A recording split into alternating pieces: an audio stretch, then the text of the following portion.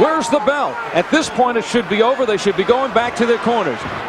It was a very long round. The bell was late. Secondly, finally, when the bell rang, Elijah Tillery stuck his face out, and Riddick Bowe just hit it. And you see Rock Newman getting involved in this. Both of them almost falling over the ropes. The fight when Bear unmasked a man called the Ambling Out as little more than a muddling mediocrity whose record of 76 wins with 59 KOs was more than somewhat suspect. From the first round on, Bear was able to keep the Man Mountain in front of him at long range. Then cross over his bazooka-like right, flush on the soon-to-be ex-champion's jaw. And Bear drove a terrific right to Carnero's face, and Carnero went down for the count of 1. Carnero is down again, and Carnero is up, he is down again. Bear sails into him, Carnero is on the ropes down, a left hook and a long right, and Carnero is down and he is being pushed away. Carnero became a canvas decoration, going down a total of 11 times, sometimes even pulling Bear down with him as he tried to hold on to something, anything. As Carnero went down again, Bear went with him.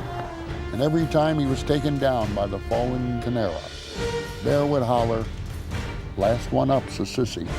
Finally, with nothing to keep him on his feet but a big heart, a helpless, stumbling Carnero appealed to referee Arthur Donovan to stop the fight in the 11th round. Carnero is almost through, though. Nobody can do it. And finally, the referee motions Bear to his corner. Donovan mercifully called a halt to the most one-sided fight ever. Those things like that, it irritates you good. That is one of the most grotesque things I've ever seen on a prize fight.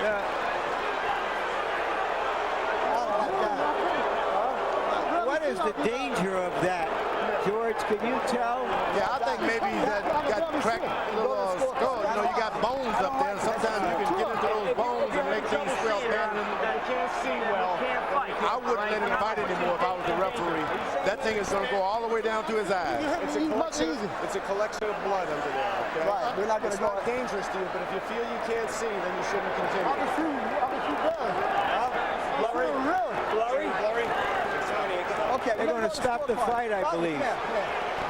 Here's the butt. Once again, that's the clash of heads which produced the swelling. That's the second one. You can see the swelling begin immediately after that clash of heads. I mean, the swelling has already begun within seconds there after the clash of heads you saw in that replay. And yes, you're right, George. That was the second one. Yeah. That was not the one which occasioned the doctor's first visit over to Rockman's corner a little bit earlier.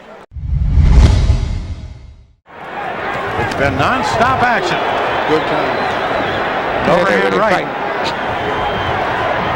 Leonard jabbing but getting hit too.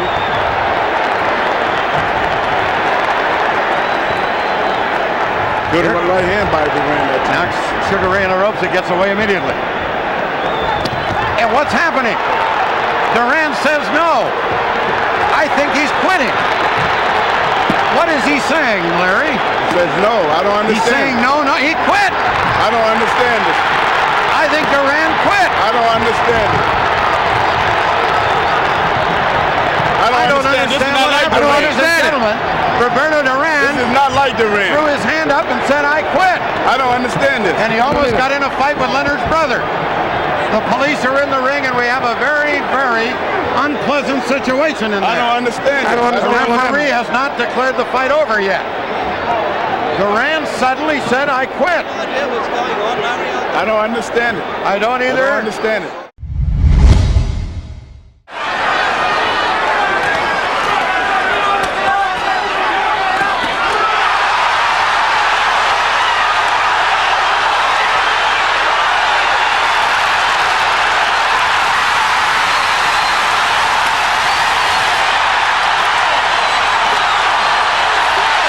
If he gets up, he probably wins the fight. I can't believe it. Unbelievable! Richard Steele stopped the fight with fewer than 5 seconds to go. You're going to watch Lou Duva go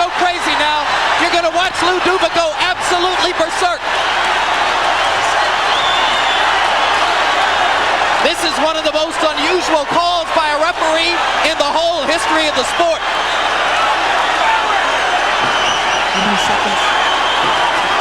5 seconds left. I cannot believe they stopped that fight. From the point of view of Chavez, it is one of the most dramatic comebacks in the history of the sport. Larry, the official time will be 2:58 of the 12th round.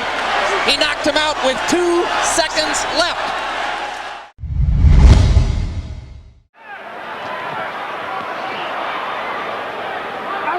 Oh, and some nasty stuff in there. There needs to be a bite almost. Holyfield is very unhappy. Look at this. It looked as if Tyson bared his teeth at one stage in the exchange. Yes, bit I his think ear. he bit his ear. That's what Holyfield was in a lot of pain from that. You see the blood on the ear. That was definitely a bite.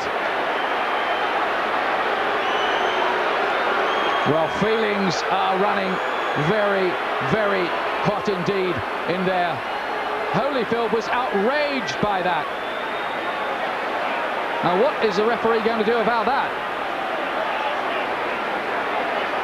1 point deduction for Tyson. 1 point deducted from Mike Tyson for biting Holyfield's ear. Now let's take a look again. Yes, it's just here. He gets into the position there. Watch. You see he stays there. There he bites him there. You see him lift his teeth. And Holyfield in agony at that point, trying to rip free. In an awful lot of pain. Well, this is getting like a street fight. Why did you do that, though, Mike? I mean, was that the proper response? Look at me, look at me, look at me, look at me. I got to go home and my kids are going to be scared of me. Look at me, man. What are you going to do now in terms of your career, Mike? Will you continue to fight? Okay. He's got to try to control Holyfield with that jab. Oh dear, there's only a parachutist hitting the ropes. I do not believe this clown, where he has come from, unreal. Well, everything happens in the fight game. Take time off, the referee said. I would think so.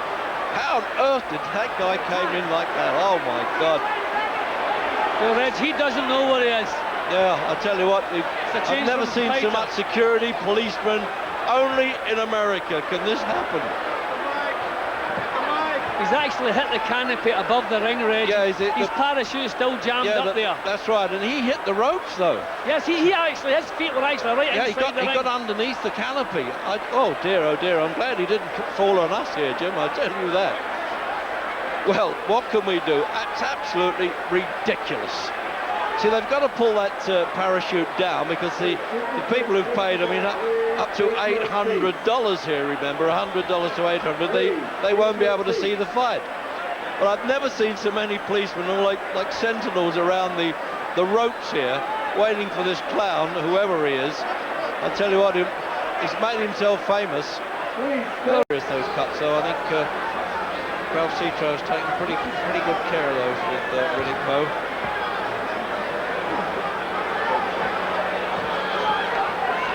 Usually adrenaline swab there, that's all that's permitted by the boxing commissions. Well, Holyfield backing the big man up, Reg, and if he can manage to do this, he certainly shortens the odds that are against him. If he can back Bowe up, Reg, it gives him a chance. Holyfield was saying that before the fight. I heard him say it, that I boxed with him as an amateur. I know things have changed since, but if you put pressure on him, you've got him on the run, Bowe, you can win the fight. And I didn't do that last time, but I want to do it this time.